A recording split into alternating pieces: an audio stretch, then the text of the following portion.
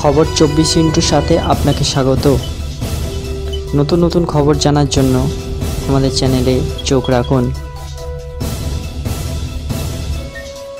স্বাস্থ্যকর্মীদের মারধর ও হেনস্থার প্রতিবাদে সাগর দত্ত মেডিকেল কলেজের জুনিয়র ডাক্তারদের আলোচনা চলছে, কর্মবিরতি চালিয়ে যাচ্ছেন তারা। এবার 10 দফা দাবি জানিয়ে আন্দোলন চালাচ্ছেন জুনিয়র চিকিৎসকরা। তবে এই সবের মাঝেই বিপাকে পড়েছেন রোগী ও তাদের পরিবারের লোকজনও। বুকে জমা জল নিয়ে ঘুরে বেড়াচ্ছেন বরানগরের এক বৃদ্ধা রোগী। কোথাও মিলছে না পরিষেবা, অভিযোগ রোগীর আত্মীয়দের। কোনো ডাক্তার দেখলো না, কাতর আরতি রোগীরও। অসহায় ওই বৃদ্ধের পরিবারের দাবি, বুকে জমা জল নিয়ে ঘুরে বেড়াচ্ছেন তারা, কিন্তু কোনো হাসপাতালেই দেখছে না বলেই দাবি।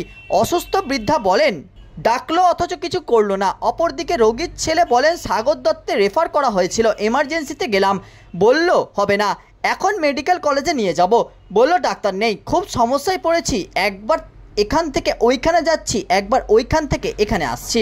এদিকে জুনিয়র চিকিৎসকদের বক্তব্য, আইসিইউতে বেড খালি নেই, দায় ঠেলেই হাসপাতালের পরিকাঠামোকে দুষছেন জুনিয়র চিকিৎসকরা।